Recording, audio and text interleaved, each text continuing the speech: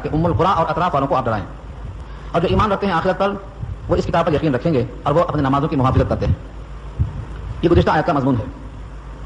اس کے بعد ایک انداز اختیار کیا کہ اس سے بڑا ظالم اور کون ہے جو اللہ پر جھوٹ باندھے.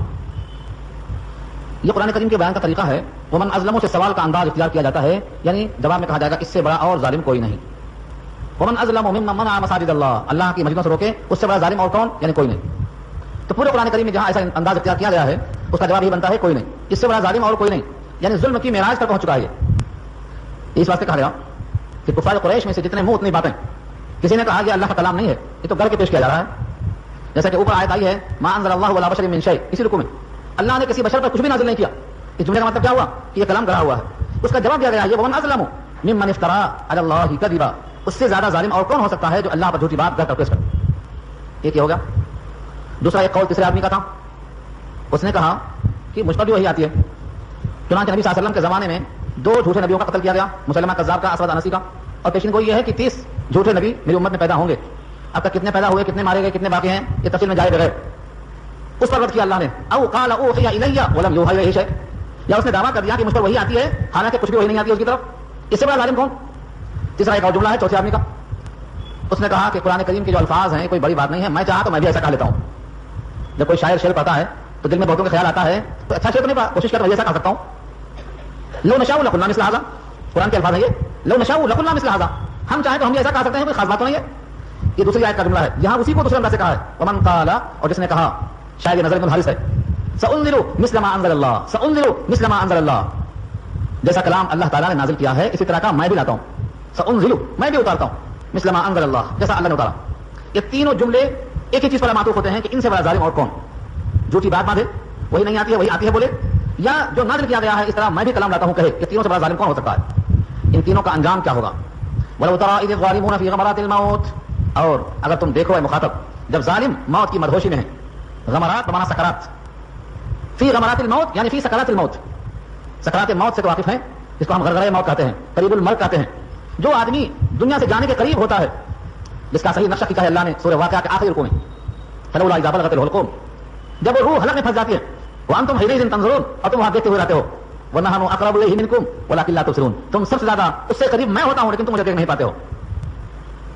اور آگے بہت سخت جملہ ہے، فلولا ان کنتم غیر مدینین ترجعونها ان کنتم صادقین، اگر تم کسی کے ماتحت دباؤ میں نہیں ہو، خود آپ مختار ہو تو اس کو روک کر دیکھ لو، دم ہے تو ترجعونها، روک لو اس کو، ان کنتم صادقین، اگر تم سچے ہو. سارے کائنات کے انسان مل کر ایک نکلنے والی روح کو روکنے پر قادر نہیں ہیں. معلوم کیا ہوا؟ آزاد نہیں ہیں آپ کسی کے حکم کے پابند.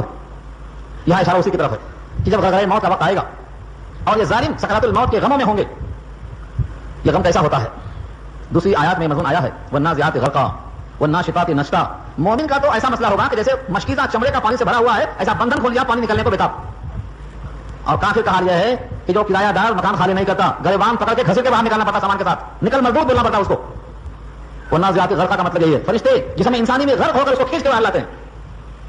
حدیث میں اس کی تشبیہ دی گئی ہے کہ جیسے کوئی خاردار جھاڑی ہو اور اون میں اس کو گھما کر لپیٹ دیا گیا ہو اور پھر کھینچا جائے تو ایک تار ٹوٹ جاتا ہے.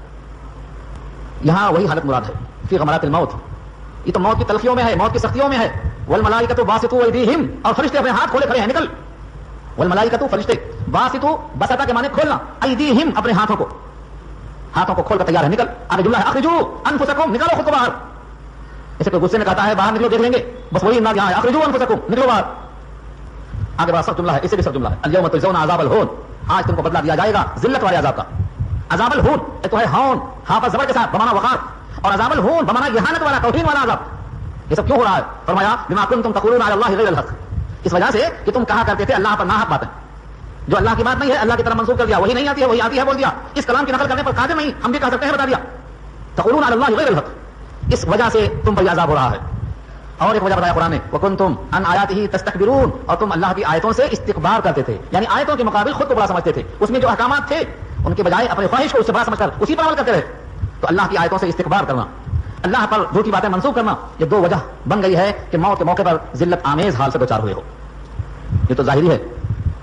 عالم سکرات میں جو پیاس لگتی ہے، یہ روزے کی پیاس کچھ بھی نہیں ہے، روزے کی پیاس کچھ بھی نہیں ہے. مجھے یاد آتا ہے اور بار بار بخاری کی روایت سامنے آتی ہے، جب کبھی سکرات الموت پر گفتگو ہوتی ہے تو بخاری کو روایت سامنے آتی ہے، نبی کریم صلی اللہ علیہ وسلم نے آخری وقت میں پانی مانگا اور پانی جب پیالے کے اندر پیش کیا گیا تو بجائے پانی پینے کے آپ نے اس میں دونوں ہاتھ ڈال دیا اور ہاتھوں کو تک کر کے چہرے پہ پھیرنا شروع کر دیا اور جملہ تھا ان للموت سکرات، ان للموت سکرات، ہر موت کے واسطے سختی اور تلخی ہے. سوچو سرکار دو عالم صلی اللہ علیہ وسلم جو اللہ کے محبوب ہیں، سید الانبیاء ہیں، اللہ تعالیٰ نے آپ کے قلب کی محبوبیت کو نمونہ محبوب بنا دیا ہے کہ جو آپ سے محبت کرے گا وہ بھی میرا محبوب بن جائے گا، جو نمونہ ہے محبوبیت کی. قرآن کریم کا جو انداز ہے ان کنتم تحبون اللہ فاتبعونی یحببکم اللہ، اگر تم اللہ سے محبت کرنا کرتے ہو تو میری نقل کر لو، خدا کے محبوب بن جاؤ گے. جو نمونہ محبت ہو اس کے ساتھ یہ بتا ہو رہا ہے، کیوں؟ بتانے کے لیے کہ موت میں تلخی ہے، موت میں کڑواہٹ ہے. اس پر اگر واقعات سناؤ، قصص سناؤ، منظر الموت پڑھو، مرنے کے بعد کیا ہوگا، تذکرۃ الروح، تذکرۃ القبر، کتاب الروح، اتنی کتابوں کے کتنے واقعات ہوں گے، یہ سب سامنے رکھو. آپ واقعات میں گئے بغیر قرآن کریم کی آیتوں سے یہ بات واضح ہوتی ہے کہ سکرات الموت حق ہے اور اس سے بچنے کے واسطے ایک ہی راستہ ہے کہ اللہ کی رضا حاصل کرو. نبی صلی اللہ علیہ وسلم نے اس موقع پر کہا تھا میری امت پہ جو تلخیاں ڈالنا ہے وہ میرے سے ادا کر لو، امت کو چھوڑ دینا. امت کے واسطے نبی صلی اللہ علیہ وسلم بے چین تھے.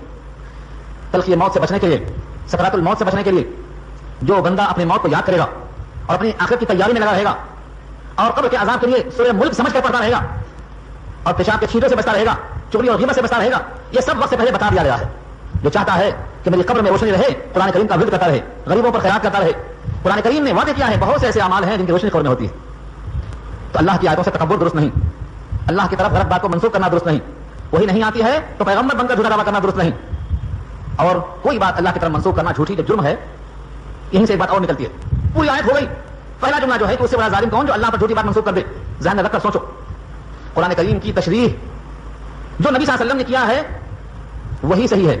اگر کوئی کہے کہ قرآن کو آسان ہے ہم بھی تشریح کریں گے اور کسی آیت کی تشریح ایسی کر دیا جو اللہ کی پسندیدہ بات سے میل نہیں کھاتی، یعنی قرآن کریم کی ایک آیت کی تشریح نبی صلی اللہ علیہ وسلم نے ایک کیا اور کسی نے دوسری کر دیا.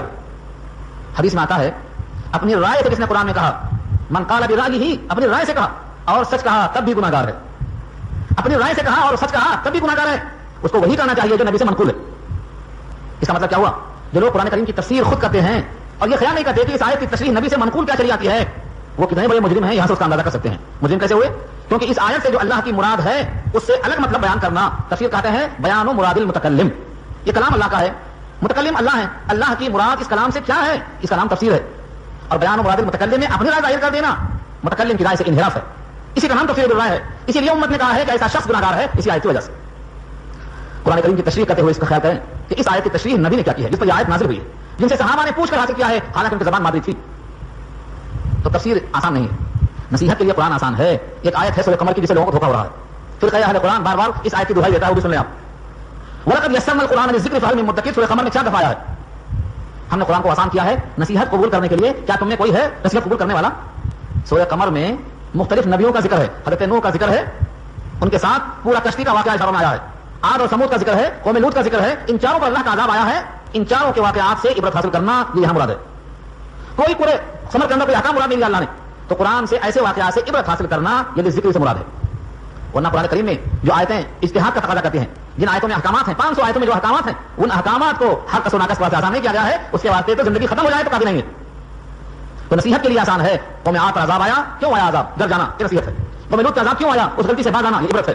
حضرت نوح کے لوگ جو کشتی سے باہر تھے سب غلط ہو گئے، عبرت ہے. فاعتبروا یا اولي الابصار، یہ ہے نصیحت. اس کے لیے قرآن آسان ہے. کوئی ہے نصیحت کرنے والا؟ یہ سوال کیا اللہ نے اس آیت میں. وہاں احکامات مراد نہیں ہے کہ جو چاہے جس آیت کا جو مطلب نکال لیں، ایسا نہیں ہے. قرآن کریم کی آیتوں کی تشریح میں بعض موقع پہ اشکال ہوا ہے. حضرت عروہ نے عائشہ سے پوچھا ہے میری خالہ بتائیے اس آیت کا مطلب کیا ہے. وہ عربی جانتے تھے، کچھ نہ کچھ ترجمہ کر سکتے تھے، کچھ نہ کچھ بول سکتے تھے، لیکن کہا نہیں بھانجے اس کا مطلب یہ نہیں ہے. سورہ یوسف کا آخری رکوع آپ غور سے پڑھ لیں. وَظَنَّوْا أَنَّهُمْ قَدْ كُذِبُوا، كُذِبُوا بغیر تشدید کے ہے یا كُذِبُوا تشدید کے ساتھ ہے، معنی بدل جا رہے ہیں. عروہ کی ایک رائے، عائشہ کی ایک رائے وہاں موجود ہے. اس طرح قرآن پاک میں سینکڑوں جگہ ہیں جہاں لوگوں نے رک کر پوچھا ہے. اگر منمانی کرنے کا حق ہوتا تو پوچھنے کی ضرورت کیا تھی؟ آپ نے وہ سمجھا، میں نے یہ سمجھا، نہیں چلتا. تو جن کتابوں کے مقدمے میں یہ لکھا ہے کہ میں نے کسی کا لحاظ نہیں کیا، جو سمجھا وہ لکھ دیا، یہ گمراہی کی بنیاد ہے. اگلی آیت اللہ تعالیٰ فرماتے ہیں وَلَقَدْ جِئْتُمُونَا فُرَادًا كَمَا خَلَقْنَاكُمْ أَوَّلَ مَرَّةٍ وَتَرَكْتُم مَّا خَوَّلْنَاكُمْ وَرَاءَ ظُهُورِكُمْ وَمَا نَرَىٰ مَعَكُمْ شُفَعَاءَكُمُ الَّذِينَ زَعَمْتُمْ أَنَّهُمْ فِيكُمْ شُرَكَاءُ لَقَدْ تَقَطَّعَ بَيْنَكُمْ وَضَلَّ عَنكُم مَّا كُنتُمْ تَزْعُمُونَ. یہ دنیا میں جو متکبر تھا، دنیا میں جو باتیں کہتا تھا، اللہ کی آیتوں تکبر کرتا تھا، اس بندے سے بظاہر خطاب ہے، اگرچہ یہ حال سب کا ہونے والا ہے. کیا ہے؟ اور البتہ تحقیق تم ہمارے پاس آئے نا، جئتمونا آئے نا ہمارے پاس. وَلَقَدْ اور البتہ تحقیق جئتمونا نہ مانے ہمارے پاس آئے نا ہمارے پاس. کیسا آئے؟ فرادا، تنہا تنہا. کما خلقناکم اول مرہ، جیسا کہ تم کو ہم نے پہلی بار پیدا کیا تھا، تنہا آئے تھے ماں کے پیٹ سے. جیسے ماں کے پیٹ سے تنہا برآمد ہوئے تھے ایسے ہی قبر کے پیٹ سے تنہا میرے پاس آئے. یہاں پر صاحب جلالین لکھتے ہیں علامہ سیوطی کہ ناخون بغیر کٹے ہوئے, ختنہ بغیر کیے ہوئے اور جسم پر کوئی لباس بغیر پہنے ہوئے آئے نا, جیسے ننگے ماں کے پیٹ سے برآمد ہوئے تھے ایسے ہی قبر سے تم آئے, ناخون نہیں کٹے ہیں, بال نہیں کٹے ہیں, ختنہ نہیں ہوا ہے, کپڑے جسم پر نہیں ہے, اس حال میں آئے. کما خلقناکم کی تصویر لکھا ہے علامہ سیوطی نے. پہلی بار ایسا پیدا کیا تھا, پہلی بار پیدا کیا تھا تو مٹھی بند ہو کے پیدا ہوا تھا. اب دنیا سے جب گیا ہے تو مٹھی کھول کے گیا ہے, کچھ بھی نہیں ہے اس میں.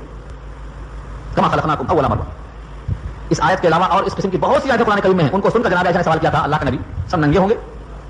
یہاں تو جسم کا حصہ کھل جائے تو شرم آتی ہے, پوری دنیا کے انسان جمع ہوں گے, ساری عورتیں سارے مرد جمع ہوں گے اللہ رسول الاشہاد سب کے سامنے بغیر لباس کے کیسے کھڑے ہوں گے؟ کتنا بے-حیائی کا منظر ہوگا. جناب عائشہ کے اس حیرت پر سوال کیا, جناب عائشہ کے سوال پر وہاں کسی کو کسی کی طرف دیکھنے کی فرصت کہاں ہوگی؟ نفسی نفسی کا عالم یہ ہوگا.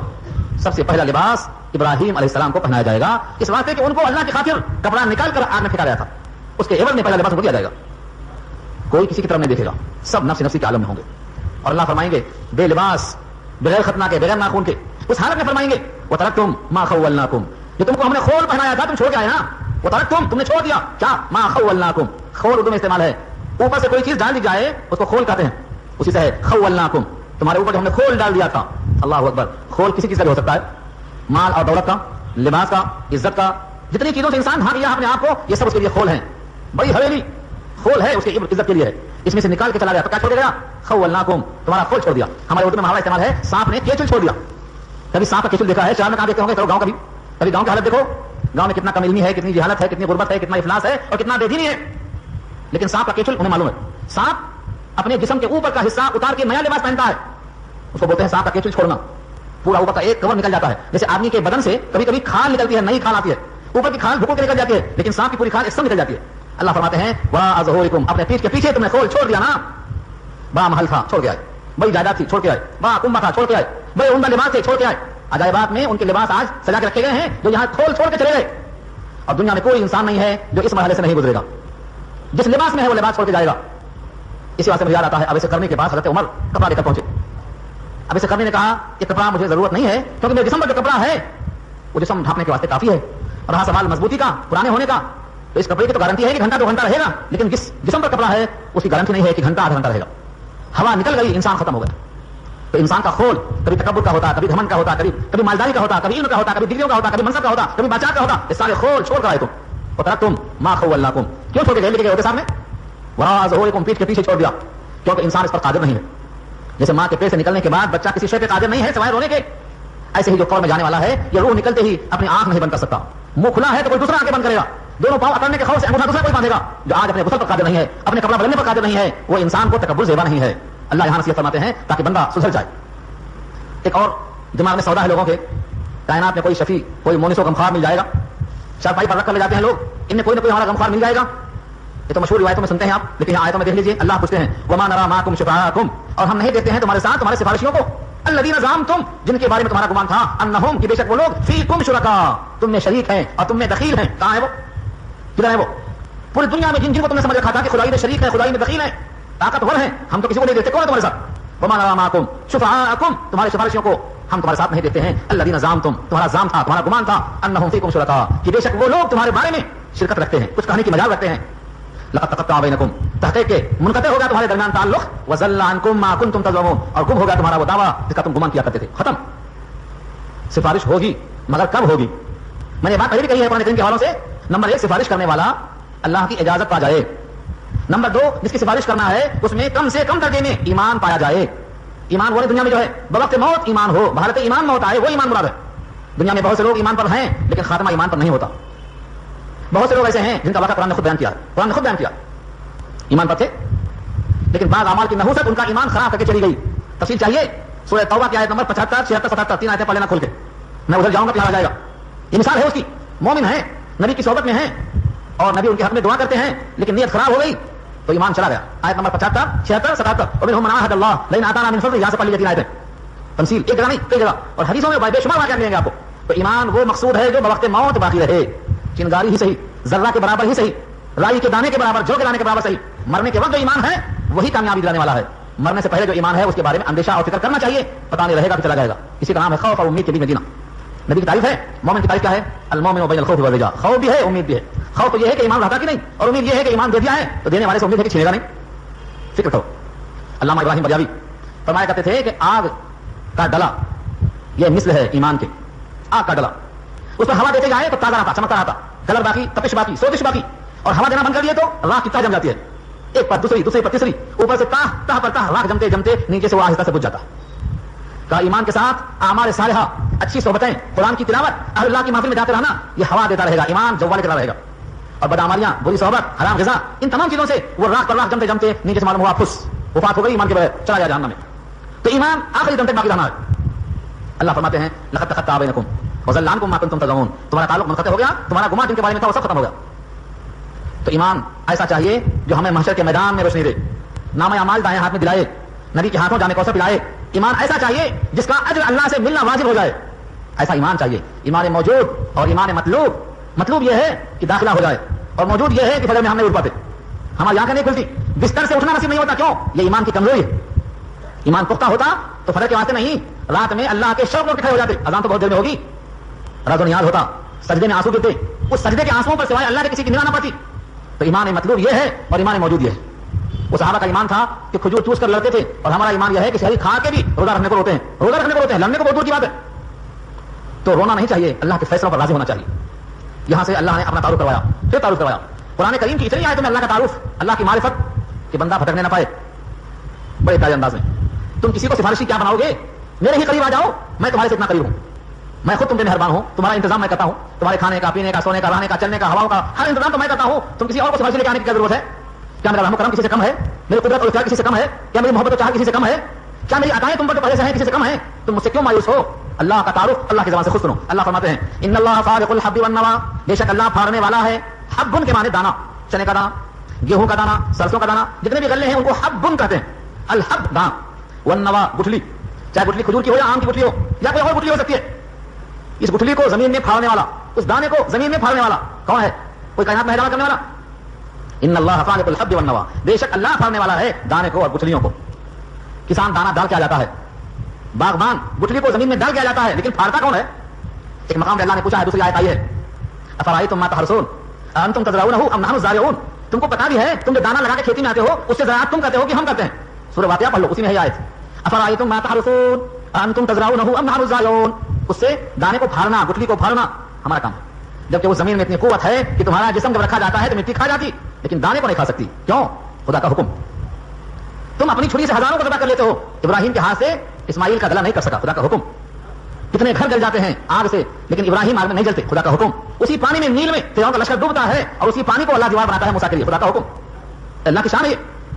تو تمہارا جسم تو زمین کھا جائے گی لیکن تمہارے لیے تمہاری قسمت کا دانا جو تم ڈالتے ہو خدا کے حکم سے نکلے گا, اور وہ دانا اتنا باریک کوپر کے ساتھ اٹھتا ہے کہ مسل یہ تو ختم ہو جاتا, اتنا نازک ہے. والذی اخرج المرعى فجعله غثاء نحوا, اس کو دانے کو اٹھایا, شراب پلایا. تم کو بھی تو دانے سے شراب پلایا, فجعله غثاء نحوا, اسے بھی کوڑا کر دیا اور تم کو بھی کر دے گا کوڑا کر, دانا نیچے. تو اللہ کے پاس سے روح آئی ہے, روح جائے گی, جسم یہاں سے بنایا جا رہا جائے گا. پہلا تعارف اللہ کا یہ. دوسرا یخرج الحی من المیت ومخرج المیت من الحی, وہ نکالتا ہے زندے کو مردے سے اور نکالنے والا ہے مردے کو زندے سے. اللہ اکبر. جاندار چیز کو بے جان سے نکالتا ہے, بے جان چیز کو جاندار سے نکالتا ہے, اندے کو مرغی سے نکالتا اور مرغی کو انڈے سے نکالتا, گٹلی سے درخت کو نکالتا اور درخت سے گٹھی کو نکالتا. شان ہے مگر اس میں کون اصل ہے کون نقل ہے, سوچ کے دماغ تھک جائے گا آپ کا. گٹلی اصل ہے کہ درخت اصل ہے؟ کہیں گے پہلے گٹلی ہے پھر درخت ہے, دوسرا کہے گا پہلے درخت ہے پھر گٹلی ہے. قیامت تک حل نہیں ہوگا مسئلہ. کیوں؟ دونوں اسی کے حکم سے. هو الاول والآخر والظاہر والباطن, وہی اول واخر ہے, وہی ظاہر و باطن ہے, وہ ہر شے پہ قادر ہے. اس کے ہوتے ہوئے تم کدھر بھٹک رہے ہو؟ آگے خود سوال کیا اللہ نے, ذالکم اللہ, یہ ہے تمہارا اللہ. فانا توفکون, پھر تم کہاں بھٹکتے چلے جا رہے ہو؟ توفکون کے معنی الٹے چلنا, کہیں اور جا رہے ہو تم, اس خدا کو چھوڑ کر, اس کتاب کو چھوڑ کر کدھر جا رہے ہو؟ اور آگے فرمایا فالق الاصباح, صبح کو پھاڑنے والا. فالق اوپر آیا تھا نا, فالق الحب, وہی فالق یہاں بھی ہے, پھاڑنے والا. کس کو؟ اصباح, صبح کی جمع ہے, ایک صبح دو صبح نہیں. رات کی تاریکی کو ایسا پھاڑ کر اس کے اندر سے صبح کی روشنی لانے والا کون ہے؟ فالق الاصباح, صبح کی روشنی اللہ لاتے ہیں. کائنات میں کوئی دعویدار پیدا نہیں ہوا آج تک. وجعل اللیل سکنا, اور بنایا رات کو سکون کا ذریعہ. میں صرف لفظوں کے ساتھ ہوں, تشریح میں گئے تو بہت طویل بحث ہے اس کی. بنایا اللہ نے رات کو سکن. سکن کے ترجمے ہیں, مسکن کہتے ہیں سکون پانے کی جگہ, مسکن سکون پانے کی جگہ, سکینہ جس سے سکون حاصل ہو. تو اللہ نے رات کو بنایا ہے سکنا, راحت کی چیز. راحت کہاں کہاں ملتی ہے؟ 3 جگہ اللہ بیان کرتے ہیں کہ ملتی ہے. ایک تو رات میں ملتی ہے, دن بھر سو جاؤ مگر رات کی 1 گھنٹے کی نیند کے برابر نہیں ہو سکتا. جبری نیند تاری کرتے ہیں, آپ جگنا چاہو بیٹھنا چاہو, لیکن ایک حد پر آنے کے بعد جبری نیند تاری ہو جاتی. یہاں کی ٹرینوں میں بھیڑ میں آدمی ادھر پاؤں ادھر ہاتھ پا لگا, بے خبر ہو جاتا خود سے, کدھر ہاتھ گیا کدھر پڑ گیا, نام سے کیا بولا, مجھ سے کیا بولا, بابا کا خواب میں کچھ بھی نہیں آ رہا تھا. جبری تاری کرتا ہے. اور یہ نیند نہ ہو تو انسان پاگل ہو جائے. وجعلنا نومکم سباتا, تھکان کو دور کر کے تازہ دم کر دیتا ہے. تو نیند رات میں گہری آتی ہے دن کے مقابلے میں. ہاں دن میں بھی سوتے ہو. ومن رحمتہ جعل لکم اللیل لتسکنوا فیہ والنہار مبصرا. سورۃ قصص میں اللہ فرماتے ہیں رات اصل سکون کے لیے ہے, دن میں سو جاؤ کوئی بات نہیں, قیلولہ ہے سنت ہے, عشاء کے بعد آرام سنت ہے, لیکن اصل نیند کا وقت رات ہے. نبی نبوت کے باوجود رات بھر کبھی نہیں سوتے اور نہ رات بھر کبھی کھڑے رہتے. ہاں سوتے پھر اٹھتے, پھر سوتے پھر اٹھتے. کیوں؟ جتنا بار بار اٹھیں گے سوئیں گے نس پہ گزرے گا, شاق لگے گا. نہیں سوئے تو شاید تکلیف کم ہو, لیکن سو کے اٹھے تو کچل دیا جاتا ہو. ان ناشئۃ اللیل ہی اشد وطئا واقوم قیلا. رات کا اٹھنا کچل دیتا ہے نس. تو رات کو سکون کا ذریعہ بنایا. اور ایک ہے الا بذکر اللہ تطمئن القلوب, اللہ کی یاد سے قلوب کو چین ملتا ہے. اور تیسری آیت ہے کہ اللہ نے تمہاری خاطر تمہارا جوڑا بنایا لتسکنوا الیہا, تاکہ تم اس سے سکون حاصل کرو. لیکن آج کل اتنا زیادہ خود غرضی چھا گئی ہے کہ آخرت کا تصور کم ہو گیا ہے, اس سے بھی سکون نہیں ملتا. جھگڑا وہاں ہے, جہاں سکون ملنا چاہیے وہاں جھگڑا. کیوں؟ خود غرضی کی وجہ سے. تو تین مقامات پہ سکون ملتا ہے, رات میں اور بیوی کے ساتھ اور اللہ کی یاد. یہ تینوں چیزیں ہوں تو سکون ملتا ہے. تینوں میں تقسیم ہے لیکن تینوں جمع ہو جائیں تو صحیح سکون ملتا ہے. والشمس والقمر حسبانا, شمس و قمر کو ذریعہ حساب بنایا. حسبان برہان کے وزن پر, غفران کے وزن پر مبالغہ ہے. چاند اپنی منزلوں کو پورا کرتا ہے اور سورج بھی اپنی منزلوں کو پورا کرتا ہے. ان دونوں کو ذریعہ حساب بنایا. حسبان حج اور عمرہ کے لیے, قربانی کے لیے, رمضان کے لیے, مختلف تاریخوں کے لیے چاند کا حساب ہے.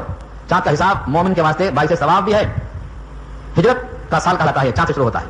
نبی صلی اللہ علیہ وسلم جب مکے سے مدینہ گئے, ہجرت فرمایا, وہاں سے سن ہجری شروع ہوا, 1427 ہجری وہاں سے چلا. اس کا تعلق کس سے ہے؟ اسی قمر سے. اس کی 28 منزلیں ہوتی ہیں, وہ طے کرتا ہے. ہر آدمی دیکھ کر آنکھوں سے حساب کر لے سکتا ہے. چاند نکلا, مہینہ شروع, چاند ختم ہو گیا, مہینہ ختم. ایسے ہی شمسی حساب ہمارے پاس جو نظام رائج ہے, شمسی نظام کا ہے, یہ عیسائیوں کے غلبے کی وجہ سے ہے. ورنہ مسلمانوں کے لیے باعث فخر قمری حساب ہے. مسجدوں کی تنخواہیں, مدرسوں کی تنخواہیں یہاں پر لکھ دیا, آپ یہ کریں گے, آپ کو معلوم کیا لکھا, لیکن لکھیں گے, سب ہو چکا آپ کے مقدر کا حصہ. تو تقدیر کے معنی اندازہ, سورج کے پیدا کرنے کے بعد سے لے کر آج تک 1 منٹ کا فرق نہیں ہے اس میں. کس کا اندازہ ہے؟ چاند کو جب سے بنایا اللہ نے, اس کے نظام میں کوئی آئلنگ نہیں, کوئی گریسنگ نہیں, کوئی سروسنگ نہیں, لیکن 1 منٹ کا فرق نہیں ہے. چاند اور سورج چلتے جا رہے ہیں, چلتے جا رہے ہیں. یہ کس کا اندازہ ہے؟ عزیز, غالب, العلیم, علم والا. اس کے علم کا, اس کے غلبے کا اظہار اس سے ہوتا ہے کہ کتنا قادر مطلب ہے وہ. اس کے نظام میں کوئی خلل نہیں ڈال سکتا. جس دن سورج جو اپنے رفتار پہ چلتا جا رہا ہے, وہ شمس تجری, سورہ یاسین کے الفاظ کیا ہیں؟ وہ شمس تجری, جاری ہے وہ لمستقر اللہ, اپنے محور کے اندر. کوئی کہتا ہے زمین چلتی ہے تو بولنے کو چلتی ہوگی, ہم نے کہا نہیں چلتی, لیکن سورج چلتا ہے. قرآن کہتا ہے سورج چلتا, وہ شمس تجری, جاری ہے وہ. تو روزانہ تحت العرش پہنچ کر سجدہ کرتا ہے اور آگے بڑھنے کا پرمیشن لے کے آگے بڑھتا ہے. اور جب قیامت کا دن آئے گا تو اللہ کہیں گے واپس چلا جا, اجازت ختم. تو سورج بجائے مشرق کے مغرب سے طلوع ہوگا, اب کسی کی توبہ قبول نہیں ہوگی, ختم. تو یہ اللہ کا اندازہ ہے. آگے اللہ فرماتے ہیں وَهُوَ الَّذِي جَعَلَ لَكُمُ النُّجُومَ لِتَهْتَدُوا بِهَا فِي ظُلُمَاتِ الْبَرِّ وَالْبَحْرِ, وہی اللہ ہے جس نے بنایا تمہارے واسطے نجوم. نجم کی جمع ہے نجوم, تارے, کواکب, سیارے. لِتَهْتَدُوا بِهَا, تاکہ تم کو رہنمائی ہو اس سے, تاروں سے رہنمائی. کیسے؟ فی ظلمات البر, خشکی کے تاریکیوں میں, والبحر, اور سمندر کی تاریکیوں میں. اس کا اندازہ نہیں ہوگا آپ کو. کبھی ریگستان کا سفر کرو, ریگستان, دائیں بھی کچھ نہیں, بائیں بھی کچھ نہیں, سامنے بھی کچھ نہیں, پیچھے بھی کچھ نہیں, کدھر سے آئے تھے کدھر جانا ہے خبر نہیں. یہ تارے بولتے ہیں, ادھر سے آئے تھے ادھر جانا ہے, تارے بولتے ہیں. آپ لوگوں کو تصور نہیں ہے, گاؤں والے تاروں کے نام رکھتے ہیں, ان کے ناموں کو سناؤ تو ہنسیں گے آپ, کیونکہ بچپن میرا گزرا ہے گاؤں میں, مجھے معلوم ہے. میری والدہ سحری پکاتی تھی تاروں کو دیکھ کر, گھڑی کو کبھی دکھانے انہوں نے, تاروں کو دیکھ کر کھانا پکاتی تھی. وہ ٹھیک ٹائم پہ کھانا پکتا تھا تاروں کو دیکھ کر. کیوں؟ یہ تارا یہاں ہے تو یہاں آئے گا, یہاں آئے گا تو صبح ہوگی, ان کو اندازہ ہوتا تھا. تاروں کے نام ہیں, اور اسی جملے کو قرآن نے ذکر کیا ہے. سورہ نحل میں آیا ہے انشاءاللہ. سورہ نحل سے پہلے کیا ہے؟ سورہ ہجر کے الفاظ ہیں, وبالنجم هم يهتدون, تاروں سے لوگ راستہ پاتے تھے. اور کبھی پانی کا جہاز, پانی میں جب ہوتا ہے چاروں طرف پانی, رات کی تاریکی, یا اللہ کدھر جائیں, یہ تارے بولتے ہیں ادھر جانا ہے. تو تاروں سے راستہ ملتا ہے, پانی کے اندر ظلمات میں اور جنگلوں میں اور ریگستانوں میں راستہ انسان نظر آتا ہے. قد فصلنا الآیات, ہم نے نشانیاں کھول کر رکھ دی, لقوم یعلمون, ایسی قوم کے واسطے جو علم رکھتی ہے, کیونکہ تاروں کا علم ہوگا تو راستہ ملے گا, ورنہ نہیں ملے گا. وهو الذي انشاكم, وہی اللہ جس نے تم کو پیدا کیا, من نفس واحدۃ, ایک ہی نفس سے, وہ ہے آدم. ایک ہی نفس سے پیدا کیا, من نفس واحدہ. سب سے پہلے اللہ نے آدم کو بنایا, ان کی دلجوئی کے لیے ان کی پسری سے حوا کو بنایا. وبث منهما رجالا كثيرا ونساء, پھر ان دونوں سے پھیلا دیا پوری کائنات کو. تو پورے انسان کون ہے؟ یہ نبی زادے, آدم زادے, سب بھائی بھائی ہیں. ان کے ابا کون ہے؟ دادا آدم. پھر روز جنگ ہو رہی ہے, روز لڑ رہے ہیں, روز مر رہے ہیں. ایک ہی جان سے پیدا کیا. اس کے بعد کا جملہ وہ بہت اہم ہے, فمستقر ومستودع. مستقر اور مستودع دو لفظ ہے جس میں کئی معنی کا احتمال ہے, اچھی طرح ذہن پر زور دے کر سنو. مستقر, کوئی گاؤں میں سے شہر میں آیا تو بولتے ہیں آپ کا مستقر کیا ہے, تو بولتا میں کہیں نگر سے آیا ہوں. مستقر کے معنی مستقل رہائش گاہ کدھر ہے آپ کی, استقرار, ٹھہراؤ, جماؤ, تمہارا مستقل قیام کدھر ہے, اس کو مستقل کہتے ہیں. اور مستودع ودیعت سے بنا ہے, کسی کے لیے کوئی چیز عارضی رکھوا دینا, امانتاً بھائی 10 روپے رکھو, یہ کیا ہے؟ سپرد کیا ہوا ہے, مستودع ہے. تو اللہ تعالیٰ اس آیت میں دو قیام بتانا چاہتے ہیں, ایک مستقل, ایک عارضی. ایک مستقل, ایک عارضی.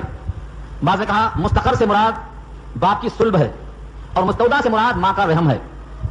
دونوں مراد دیا, کیونکہ انسان پیدا کہاں سے ہوا؟ سورہ طارق کے الفاظ ہیں, یخرجو من بین الصلب والترائب. تو صلب سے مراد ریڑھ کی ہڈی, یہ باپ کی ہے, اور والترائب سینے کی ہڈی, یہ ماں کی ہے. تو صلب کے اعتبار سے مستقر ہے اور رحم کے اعتبار سے مستودع ہے. کیونکہ یہاں قیام 9 مہینہ ہے. ایک قول تو یہ ہے, اور دوسرا قول قاضی ثناء اللہ پانی پتی کا ہے مظہری کے حوالے سے. تفسیر مظہری میں فرماتے ہیں دنیا کے جتنے بھی مراحل ہیں یہ سب عارضی ہیں, یہ سب مستودع میں آتے. مستقر اصل میں جنت یا جہنم ہے. اللہ کو معلوم ہے کہ تمہارا مستقر کیا ہے, تمہارا مستودع کیا ہے. میں مسافر ہوں, نہیں معلوم کہ جانا ہے کدھر. بھٹکتے بھٹکتے آدم کی پشت سے نکلے یہاں پہنچے ہیں, ابھی منزل نظر نہیں آتی. پہلے بھی کہا تھا میں نے, آبا و اجداد کی سلب سے ہوتے ہوئے اور ماؤں کے رحم سے منتقل ہوتے ہوئے یہاں پہنچے.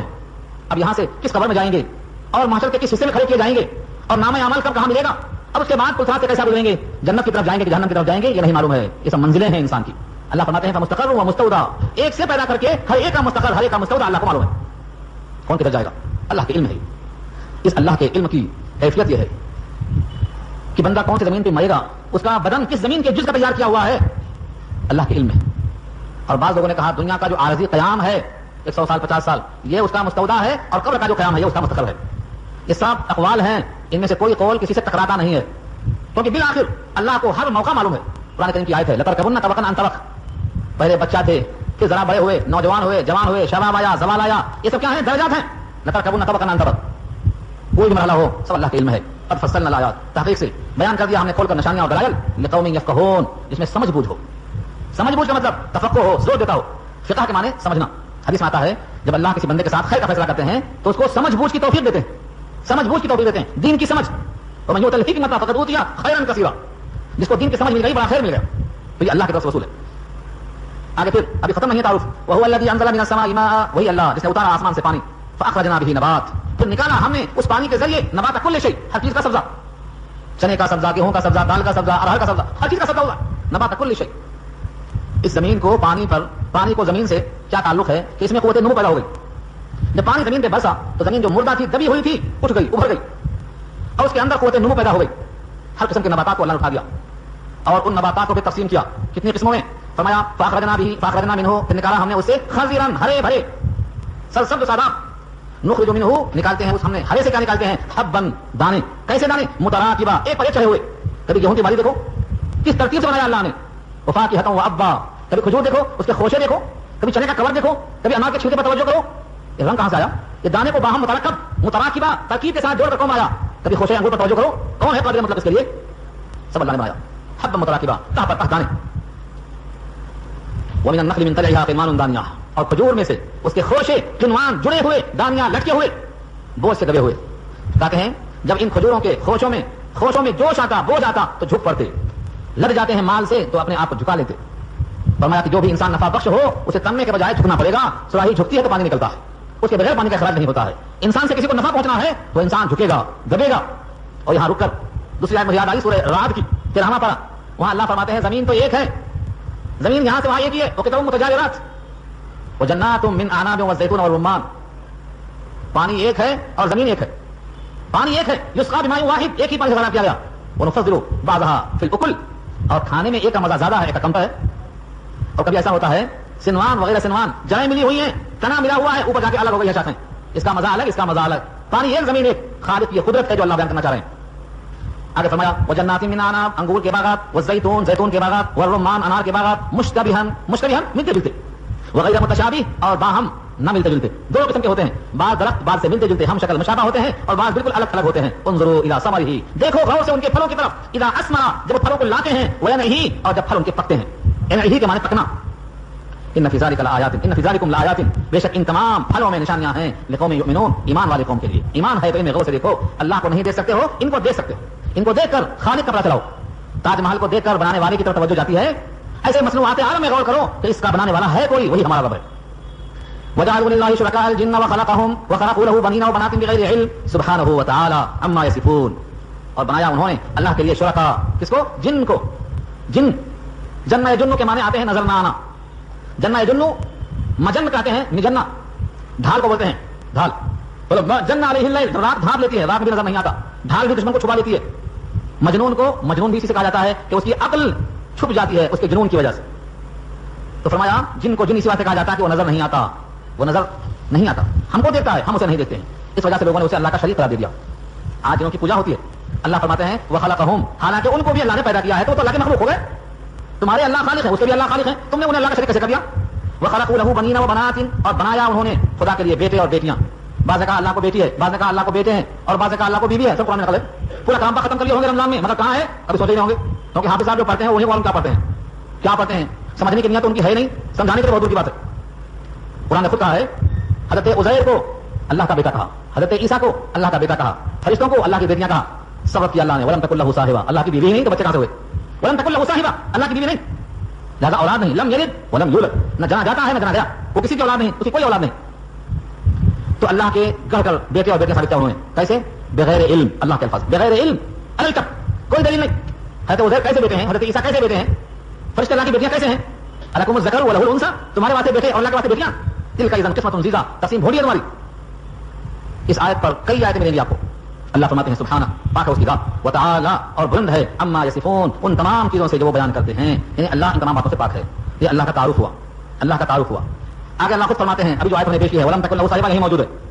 بدیع السماوات والارض انا یکون لہ ولد ولم تکن لہ صاحبہ وخلق کل شیء وهو بكل شیء علیم. 101 نمبر کی آیت ختم ہو گئی. 102 سے نیا رکو شروع.